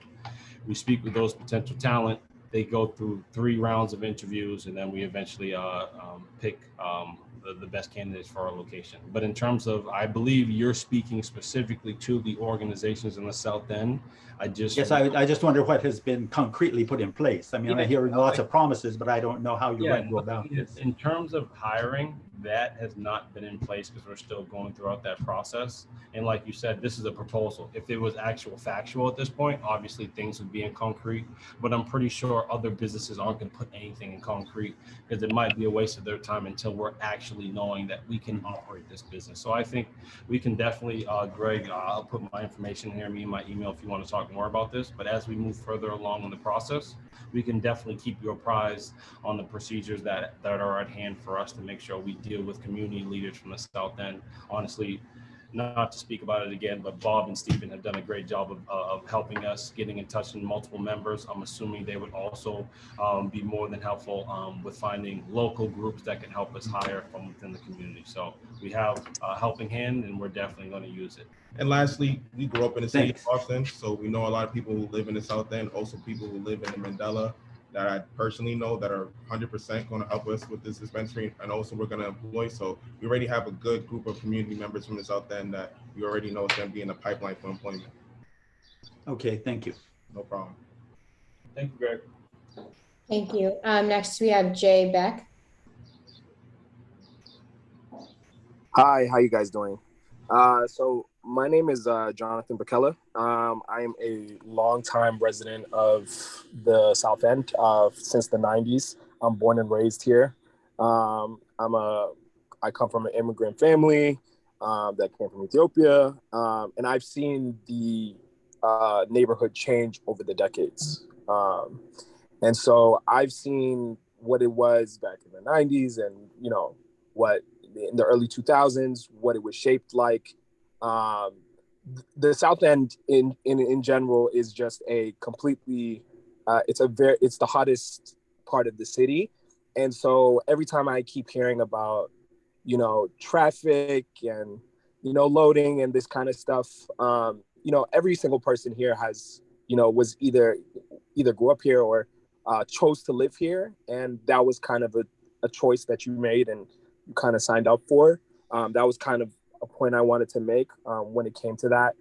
And then when we talk about foot traffic, I've seen, I was a kid in high school, walking around all the time, taking the T. And I've seen, the foot traffic that goes on in the South End. It doesn't go to many minority businesses at all. Even today, in 2022, majority of the businesses that have a lot of foot traffic are restaurants and bars that are not minority owned at all. These are completely owned by people who were able to buy a property and start up their business, just 30 like seconds. Yep, just like how they're trying to do. So I'm really confused as to these comments, because these are things that people have signed up for when you chose to live in the South End. You could have made the choice to live in a different neighborhood that was more quiet, but this was a life choice, and it's a lot of these things you have to accept, and they won't make or break these lifestyle choices that you made. And I just wanted to ask, lastly, how do you guys prepare to engage with the people of color in this community, especially since they don't get engaged much outside of that? There are certain small pockets of the South End, Lower Roxbury line. Thank you. Would you just be able to state your address, please? Yeah, 3 Douglas Park, Thank which you. is right down the street from the proposal. It's really, really close. Thanks. Yeah, so I think you brought up a really good question. How do we engage with community members, especially people of color? Great point. I think one, hiring. I think the first way we can make an immediate impact on people of color in the neighborhood is to directly hire those individuals. And I think we've made it known that 50% of our staff will be minorities. I think that's one way. I think another way is our community engagement. So like you said, we are giving a 5-figure contribution to the South End community. We have yet to figure out the organizations that we're going to partner with. But I believe based on the money and the job opportunities that we're bringing to the area can directly and positively impact members in the area, especially during market times that we're going through. And lastly, I really think it comes down to community involvement. Outside of giving money, outside of hiring individuals, if we're personally the owners, you see the 3 owners of our business, if we're involved in the community on a daily basis and we're willing to deal with them on a daily, monthly basis, I believe that connection will be strong, and I believe we'll be able to make an immediate impact to those individuals. Okay, that's great to hear. And just one last point. This cannabis and things of this nature in general have completely disproportionately affected minorities, and I've seen it growing up in the South End, and I think a lot of the people here have not. And I just want to state the fact that this happening from a Black-owned, 2 Black-owned people that come from the city of Boston is a very positive step to making the roots of this neighborhood that has become gentrified because a lot of people can't afford to live there anymore. The community has completely shattered from what I've grew up in. And so having people come back and trying to make an impact in this kind of way and provide opportunities for minorities is a true step, especially with all the things that have been taken away through real estate and all different things. So just wanted to state that. So thank you guys. I am in super approval for this. Thank you. Thank you, Jonathan. Thank you. And then next I have 2 people that I think have already spoke. So Coco, you're up next, and then I'll go through everyone else. Oh, thank you. I'm at 156 Worcester, and I have a question about accountability. Earlier, Stephen Fox asked why all the cannabis proposals are on Columbus, and I think that's because Columbus has room for double parking, and I believe that's a part of the plan. And when I heard about the technology that allows you to order in advance and drive up or come up and get it. I just think double parking is a part of the plan. So I question the veracity with which the parking attendants or whatever they will be called will really harass customers about parking, paying customers about parking. So my question is, if it doesn't work that well, who will be held accountable and what can the neighborhood do about it? And I have the same question about the cleanup crew and the 2 strikes, the people who will be enforcing 2 strikes. What if it doesn't work? What if the expert investors from California say costs have to be cut?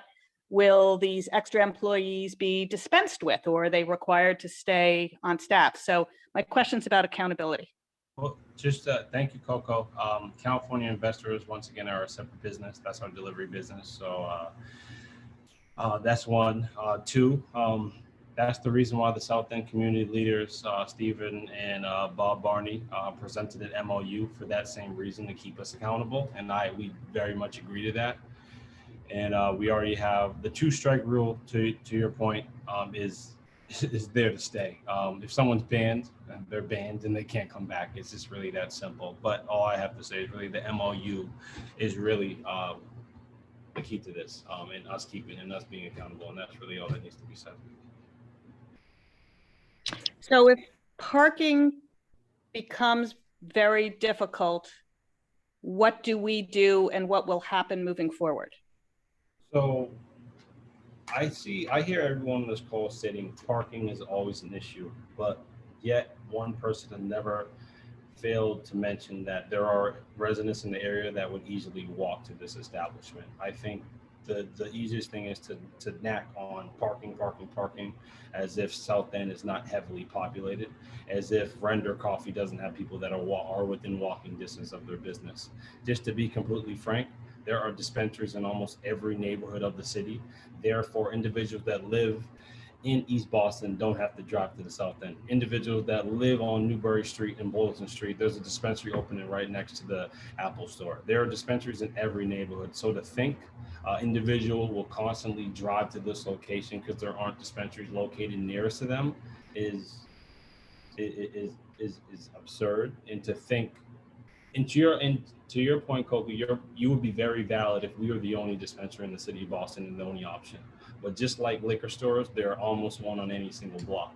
So therefore, people just stick to the ones in the neighborhood. But yes, to your point regarding parking, that is an issue we will address. If you have parked in an area that is not liable or valid, you will be asked to be removed, and you cannot shop at our location. Therefore, that person wants to sit there all day and be a pain, they definitely can, but that's when we call the police and make sure they are escorted out of the neighborhood, if that's the case. Okay, but I think I asked, so what I'm questioning is the veracity of which the parking supervisors will do that. And so I hear that you think that there won't be a parking problem because people will walk. And I also hear that you have a plan to not allow it. But my question is accountability. What if it doesn't work? What are next steps? Or are we just sort of going to think magical thoughts about this? Magical thoughts is not a reality. We speak factualities on this call and actualities. I think in actualities, we will devise a plan that we as businessmen have done for our other business. We will speak with the leaders and community members of the South End to figure out another option that will stop those individuals from parking on the street. Hence the reason why our MOU is open-ended. We have the optionality to figure out other plans of attack.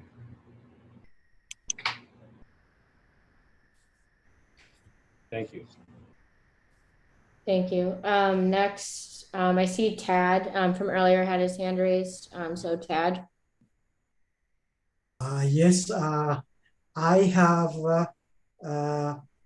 2 questions and a comment. Actually, when one comes with a dispensary proposal of such a sensitive marketable production like cannabis, must take into consideration first and foremost the health concerns and secondly, location, and thirdly, the supply and distribution chain. And these are not included in this proposal. First, the location. The location is very important. As cannabis is partly a health concern product, it should be thinking of working with already available chains like CVS or Walgreens or tobacco shops that are within Boston market areas, and not be fixated only on one location and take that 100% for granted that it will work out. Secondly, it is the location matters because this location where the dispensary is going to be located is in a proximity of preschools, universities, and student boarding homes. And that means it can be sensitively affecting the situation altogether. And this has to be taken into consideration. Fourthly, as most supply chains are working with Amazon these days, it is better for the cannabis dispensary to work hand in hand with Amazon and reach its 30 seconds, Tad. Excuse me? You have 30 seconds left. Okay. Reach with Amazon rather than come into, resident community and try to create inconvenient environment altogether. Thank you. Thank you. Would you also be able to state your address, please?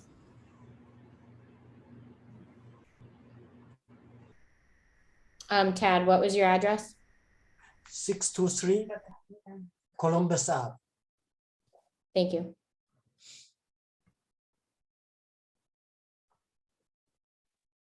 I think, Tad, the only thing I will say is we are working within all local and state created ordinances for the cannabis industry, and we abide by those laws. And that's the kind of business that we run. Thanks for that. I think you should really encourage yourselves to work on that type of supply chains. It is much, marketing-wise, it is much promising, much handy, and much easier to manage than to go as an isolated marketing, firm and try to struggle by yourselves as such. It is better to, widen your sphere of marketing possibilities through CVS, Walgreens, or even others. And even also, other supply chains, and try how to work hand in hand, and the business can reach your customers easily. Thank you, Tad. Just the state representatives, everything that you're talking about right now is actually illegal. We can't do those things. Oh, I didn't know that. Thank you. Yep.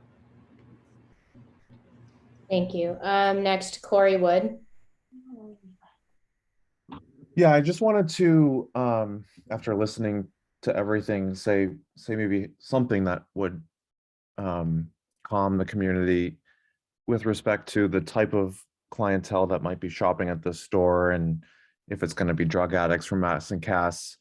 It's really expensive to shop at a cannabis store, and the tax is something like 25%. So I just think that if someone can be on Mass and Cass and get the drugs that they want there, I don't think that there's going to be this overflow of drug addicts to our street. But I do, after hearing more about the location size and everything, I do maybe agree with that, that the location is too small. A lot of the other cannabis locations in the city are much larger. And just a side comment, Sweet and Sour kind of sounds like a candy store, when the vibe of a lot of the other cannabis stores are a little bit more upscale. You've got Affinity and you've got Netta and Be Well, and they tend to feel more like luxury spaces, and this feels maybe a little bit more something that's like misleading as a candy store. But really what I want to learn more about is Zip Run. And I asked you guys earlier about Zip Run, and you indicated that you couldn't do something with Zip Run anymore. The city didn't, so I see all these filings. The city of Boston granted your license to operate a cannabis delivery service, but you're basically saying that you can't do that anymore. And I'd like you to comment on what happened to Zip Run in the last year.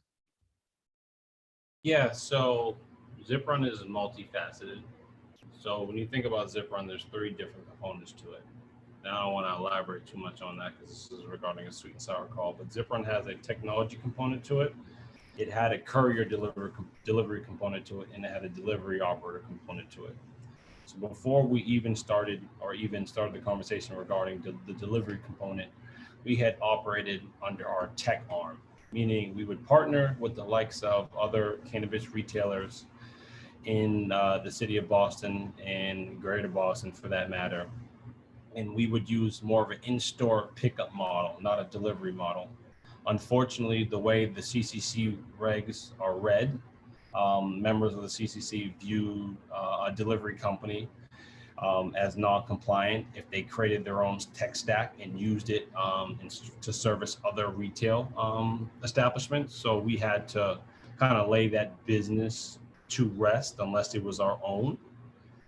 And then, long story short, I don't know if you know much about the courier license, but the courier license is very similar to Uber Eats. We would partner with, let's say, a dispensary somewhere in Boston, and we deliver from their location to a consumer's address. That license is not profitable, to say the least.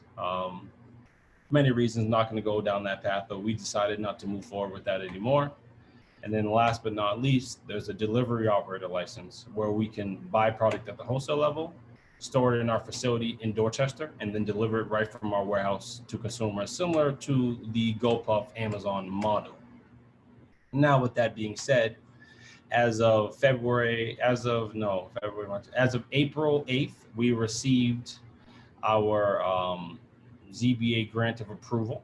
Since that date, we've been working on our construction and our build of our property, and we are waiting on that to be completed so that we can finally jumpstart and launch in August. So hopefully that gives you a holistic view of what Zip Run is in a short time frame. So Zip Run's license is still active or not active? So Zip Run, just to give you stages, the way it works is, well, one, it's active. We have an active provisional license. After we do the build out and we have our inspection, and once we pass, we will then have a final license that will allow us to start delivering sometime around the August timeframe.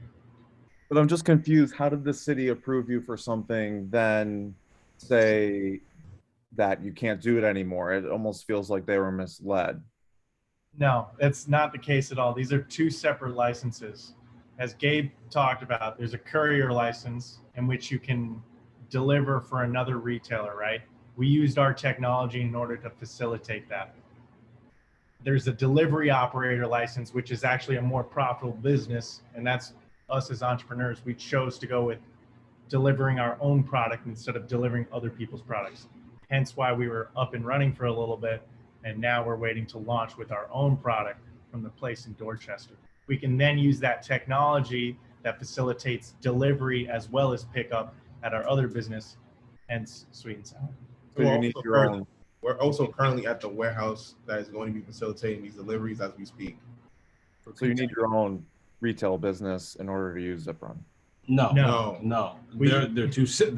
I know it's all encompassing. It's a lot. It's part of your proposal, so that's why I'm really. No, we're using the technology piece of Zip Run to facilitate order ahead for Sweet and Sour. The ruling under the CCC was we cannot use our technology for anybody else we can't use our technology for any other company that doesn't have Gabriel Vieira, Christian, Nicholson, or Ellis on the ownership bill, but we can use it for our own companies. Zip Run and Sweet and Sour are totally separate businesses. Delivery will happen from our warehouse. We will use our technology that we built from Zip Run and use it for Sweet and Sour. They are completely separate happy to jump on a call and explain even further, but happily, yeah, I was just happy to do so. But just so you know, they're separate businesses, and Zip Run is still very alive and well. Thank you for the clarification. Thank you. And then I apologize. There's one person that didn't speak yet. Aaron Levy. Yeah, thanks, Kimberly. I live at 266 East Berkeley Street. Yeah, I mean, I've been listening in, and thank you everyone for the contributions, all of our local South End residents. And I just really wanted to take a step back and try to share some positive light on this call. It's more of a comment versus a question. I think it's important to try and normalize this industry to be similar-ish to other brick and mortars in the neighborhood. I actually commend this team for the thoughtfulness and really taking the neighbors' concerns into account. It's actually how Gabe started off this call, speaking directly to the parking, the trash, security, etc. Listen, I mean, in my opinion, the team is addressing this head on. I think, quite frankly, these issues shouldn't really deter the progress being made on a macro level, right? Allowing this industry to flourish, giving underrepresented individuals the opportunity to be business owners in a gentrified neighborhood. And I'd argue, if granted the opportunity, this may act as a case study for other like-minded entrepreneurs in this city. So I just hope, as residents, we can rally around this group, which will stimulate the local economy, provide jobs, and having been a patron at other dispensaries around the city, it's really going to be a shame if we can't follow suit and be a leader and allow these kind of hiccups to kind of oppose the progress being made here. And I think I just end with just saying, for all of our community members that have not been to a dispensary yet in the city, I would strongly encourage you to do so. I live in the Ink Block area, and I have a car. If you want to send me a little note, I'm happy to drive there.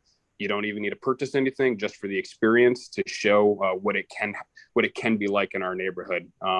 So again, just wanted to thank everyone for the contribution. It gives me a lot of pride to live in this neighborhood. So thanks. Thank you, Aaron. Thank you. Thank you. And then next, David.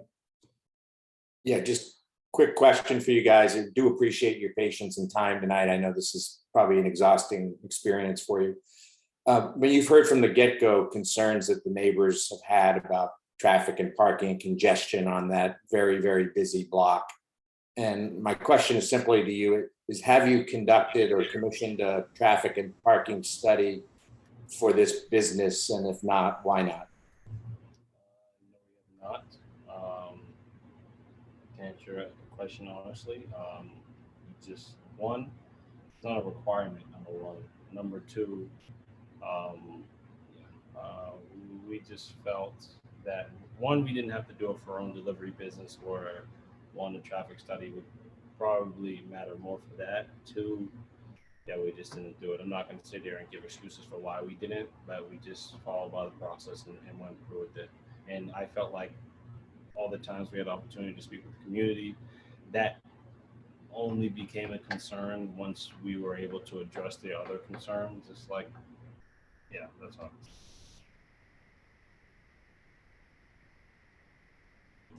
Thank you. Anyone else have any other questions or comments?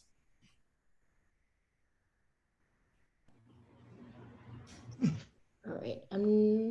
Steve, feel free to unmute. Yeah, just a quick comment. I think that tonight's dialogue was really important in terms of setting a stage for continued dialogue. So what I'd like to suggest is that outside of the bounds of this statutory required meeting, that we have an opportunity to continue this dialogue as a community and as business proposers, as applicants. So although the course forward will have its own, sort of mile markers, I would just like to think that we could continue to have community dialogue in this kind of a forum that will allow us to continue to refine concerns and address them going forward. And I think, Gabe, you and your team are are certainly open to that. Kim, we don't want to put you on the spot in terms of having to do all of that, but those of us who represent neighborhood associations and concerned neighbors, I think should continue this dialogue. And I'd hope that people wouldn't think that this is the end of the conversation. So. Thanks, Steve.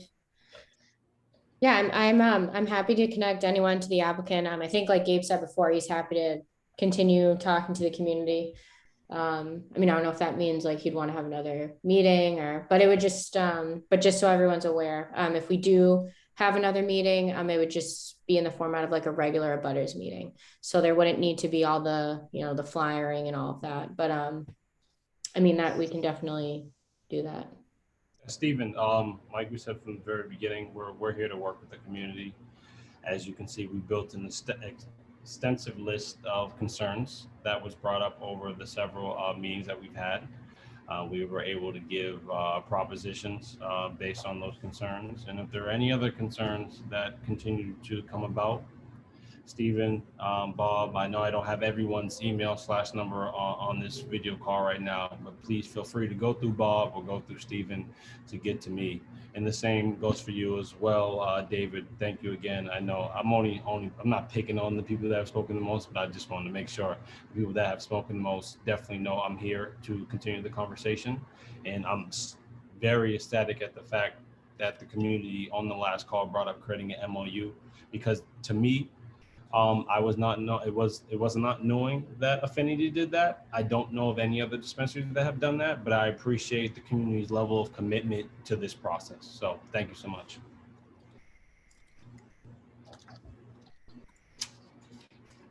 Thank you. Oh, Bob, you want to say something? Yeah, sorry, I know you're trying to end this, Kim, but just two things. One, I guess I'm kind of curious about the other cannabis applicant that's on Columbus Avenue, Kim. Could you update the group of where that is? That's one. And then Gabe, I think I said this in the beginning, but I just want to say it again. I think getting alignment in this multi-use building is critical. And I know you talked about zoning when I started talking about this, but one of the things that happened at 552 is it was really within the building, there was an alignment to open the cannabis store, So I guess I want to put that back at you, that there's going to be this discussion, I think, with the building itself, this, multi-unit, commercial, residential. And so Kim, I don't know if you've got an update, because I think, as said earlier, this would be the third application that's around Columbus Avenue. So I'm just kind of curious about the last one, which I attended. I think it's 295 Columbus, right? 329, I think. 329. You're right. Sorry about that. Thank you. No, that's okay. As far as I know, they aren't scheduled to the cannabis board yet. The thing is, before the application, so obviously after you have this community meeting, they're kind of all set, but they just need a letter from the counselor, whether it's support, opposition, non-opposition. They have 45 days to do that. So the district counselor needs to just basically send a letter giving some type of position that on the proposal. So I think the 45th day, I think might actually be July 1st. I'm not sure, but I think that's what, when I talked to the cannabis board manager, that's what she said. But yeah, so there's still some time. Okay, thanks, Kim. Yep. And Gabe, like Steve said, just reach out. Continuing the conversation is a good thing. So thank you. Thanks for bringing that up, Steve. Thank you. You'll see an email from me tomorrow. Thank you so much, guys. Thank you. If no one has any more questions or comments, we can wrap up. There is just one thing I do want to address. I got a few people in the chat asking the process kind of for this. So I can just go through that really quickly. So for this proposal, it's the same for all, but for this one specifically, after Sweet and Sour completes their community meeting, they will get scheduled for the BCB, and that's just determined. There's a wait list, and then also they need the letter from the counselor, which they have 45 days. So the counselor might write it tomorrow, they might write it on the 45th day. It's totally up to them. And then if that's approved by the cannabis board, they need to negotiate a community host agreement So that's just an agreement of basically being like a good neighbor with the community and the business. And then the Sweet and Sour will then move on to the Zoning Board of Appeals. And then if they're approved there, they need to move on to a state process, which is that Cannabis Control Commission. And then if they're approved there, they need to register with a business in the city of Boston. And then just noting, the state process is pretty lengthy too. So this isn't something that will, be up and running in like a month. It's going to take a little bit. And then the last Kim, is that about a 6-month process if you were to guess, or is it hard for you to say? Just from what I've noticed, it takes about like a year to 2 years. It just depends on when they're scheduled, if there's any litigation involved, just stuff like that, stuff that's kind of out of my control. Okay. I can speak to it since we're going through the process with Zipperin. I think the lengthiest part is really construction. So if individuals don't have to do much construction on their facility, you can see them opening up within 8 months. But if there's a lot of construction that's needing on the facility, obviously them getting approved by the BCB and the ZBA, and then going through the state process. Yeah, I think social equity companies have an expedited process, but for the most part, that's typically 8 to 12 months. So Kim is right spot on. Thanks. And then the last thing, if anyone thinks of any questions, or if anyone wants to send a letter of support, opposition, non-opposition, whatever it is, please send it to me and the Boston Cannabis Board, or if you just send it to me, I can send it to them too, just so they have it. But I'm going to put my email in the chat, so please feel free to reach out to me with any questions or any letters or anything like that. And I will do the same as well.